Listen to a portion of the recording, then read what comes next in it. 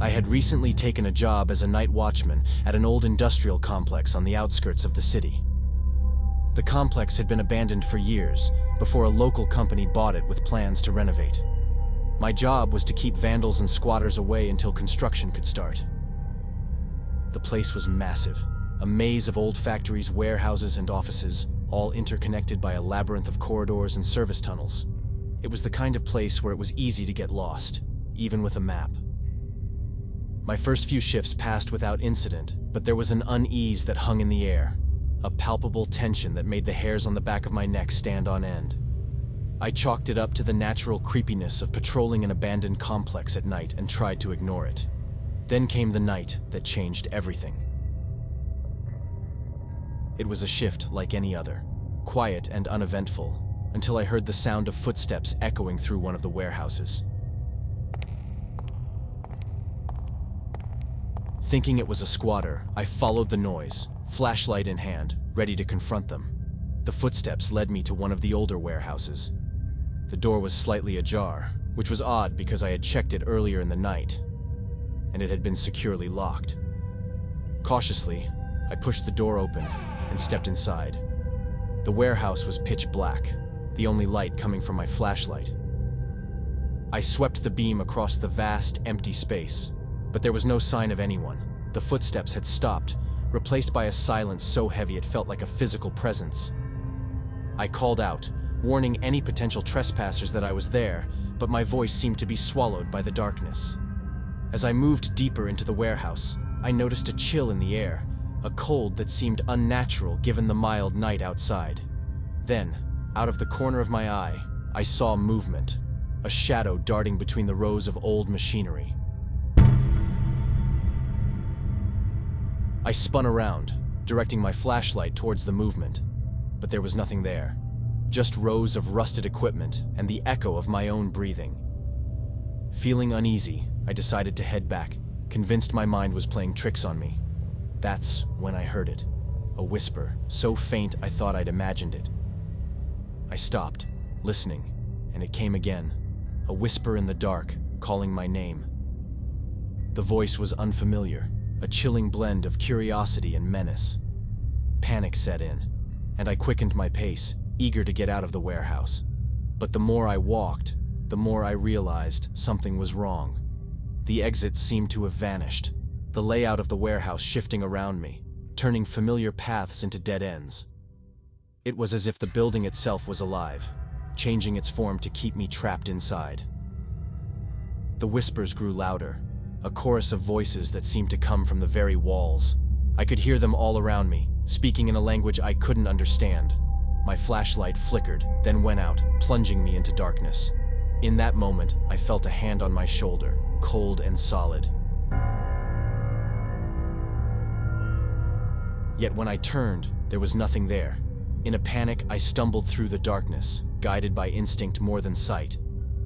Eventually, I found my way to an exit, bursting out into the night air, gasping for breath.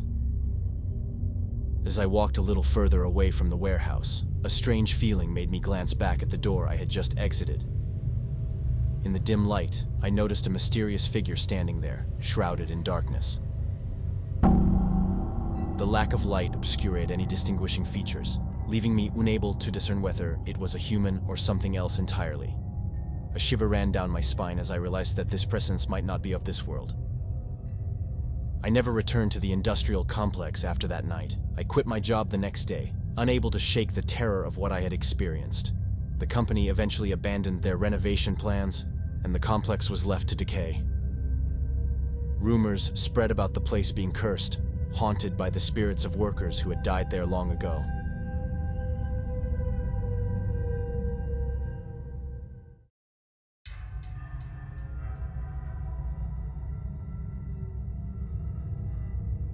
I never thought I'd be sharing my own horror story, but after what happened to me last week, I just had to share this.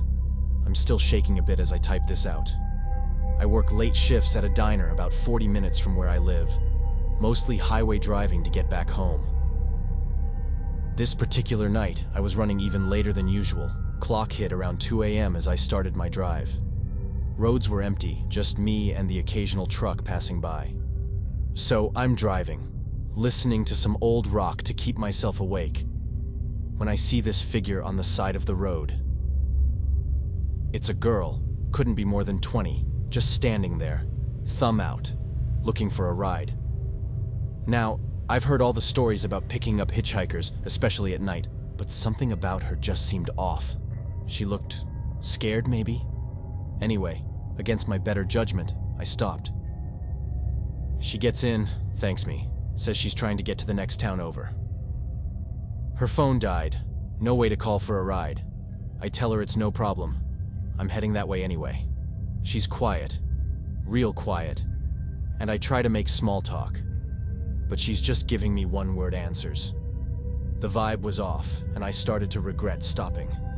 About 10 minutes in, she suddenly tells me to stop the car, says she needs to get out. We're nowhere near the town, just surrounded by fields and a few scattered trees. I'm confused, but pull over. She gets out, doesn't say thanks or anything, just starts walking towards the fields and disappears. I'm sitting there, trying to figure out what just happened when my phone rings. It's dead silent. Then I hear what sounds like someone breathing on the other end before it cuts off.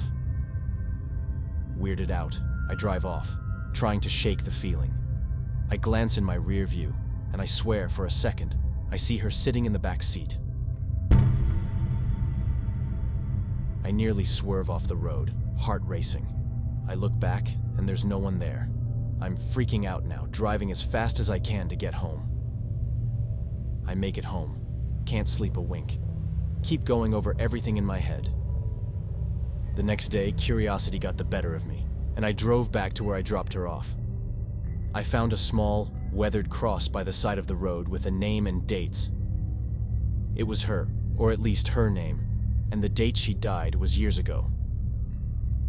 I did some digging, and it turns out a girl matching her description died in a hit and run on that very stretch of road. They say she tries to get a ride home every now and then. I haven't taken that route home since, and I don't plan to. If you are ever driving late at night and see someone asking for a ride, think twice before stopping. You never know who you might be picking up.